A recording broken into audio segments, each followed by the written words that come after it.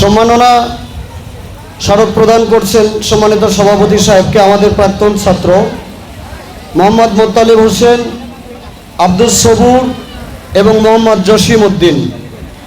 মোত্তালিব হোসেন, আব্দুস সবুর এবং মোহাম্মদ জসিম উদ্দিন। আমি সম্মানিত সভাপতিকে তার সম্মাননা স্মারক গ্রহণের জন্য বিনীতভাবে অনুরোধ করছি।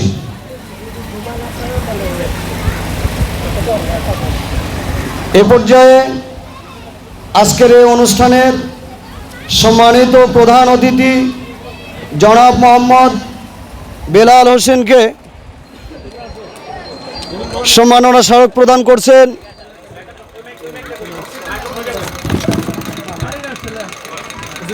আমার বেলায় নাই। কি বিদ্যুৎ আসছে নাকি? আসছে, দেখেন তো। আর বাবা একবারে গোটাটাই হোক।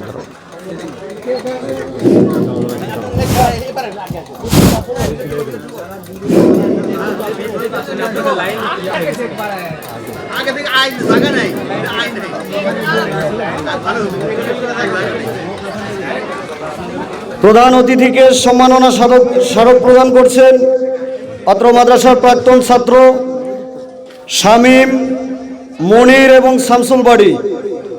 শামীম, মনির এবং শামসুল বাড়ি। আমি মোহতারামকে তার সম্মাননা স্মারক গ্রহণের জন্য বিনীতভাবে অনুরোধ জ্ঞাপন করছি।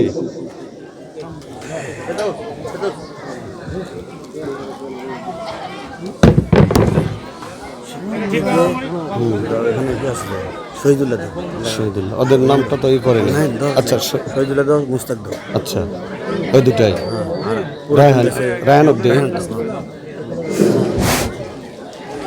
এ পর্যায়ে প্রাক্তন শিক্ষার্থীবৃন্দের পক্ষ থেকে মাদ্রাসার শিক্ষকগণকে উপহার প্রদান করছেন প্রাক্তন ছাত্র মোহাম্মদ শহীদুল্লাহ, মোস্তাক এবং রায়হান। শহীদুল্লাহ, মোস্তাক এবং রায়হান উপহার প্রদান করছেন মাদ্রাসার প্রধান শিক্ষকের হাতে।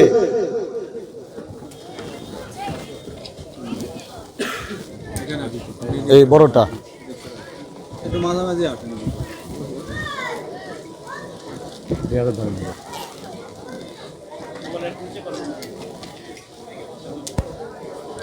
আমি মোহতারামকে উপহার গ্রহণের জন্য বিনীতভাবে অনুরোধ করছি। এ পর্যায়ে মাদ্রাসার কমিটি বৃন্দকে প্রাক্তন শিক্ষার্থীদের পক্ষ থেকে উপহার প্রদান করছেন মাদ্রাসার প্রাক্তন ছাত্র হাফেজ গোলাম আজম এবং এনামুল হক এবং জার্জিস। এনামুল হক এবং জার্জিস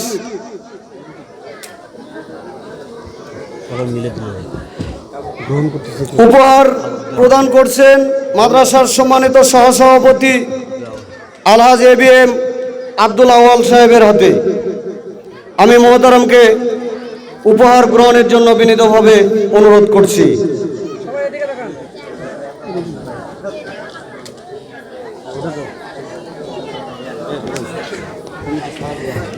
এ পর্যায়ে আমাদের আমন্ত্রিত অতিথি যারা রয়েছেন তাদের মাঝে প্রাক্তন শিক্ষার্থীবৃন্দের পক্ষ থেকে আজকের এই স্মরণীক্ষণের একটি করে চাবির রিং প্রদান করা হচ্ছে। সুতরাং আমাদের যারা সম্মানিত সুধীগণ রয়েছেন তাদেরকে এটি গ্রহণ করার জন্য আমরা বিনীতভাবে অনুরোধ করছি। এ পর্যায়ে আমরা শিক্ষার্থীদেরকে দৃষ্টি আকর্ষণ করছি, আমাদের কোনো ছেলে এবং কোনো মেয়ে এই প্যান্ডেল থেকে তোমরা যাবে না। তোমাদের প্রত্যেকের খাবারকে এখানেই পরিবেশন করা হবে। তোমাদেরকে খাবারের প্যাকেট দেওয়া হবে, নিয়ে তোমরা ঘরে ঘরে গিয়ে খাবে। ছেলে এবং মেয়ে কোনো ছাত্র এখান থেকে যাবে না। আবারও দৃষ্টি আকর্ষণ করছি, তোমাদের খাবারগুলি তোমরা নিয়ে নিজ নিজ রুমে যাবা। যারা বাইরে থেকে আসছো তারা মসজিদের বারান্দায় খাবা। খাবার শেষ করে তোমরা কিছুক্ষণ বিশ্রাম নিবা, অপেক্ষা করবা। আসরের নামাজ পড়ে আমাদের যে পুনর্মিলনী অনুষ্ঠান এটার মূলত কার্যক্রম শুরু হবে আমাদের আসরের সালাতের পরে।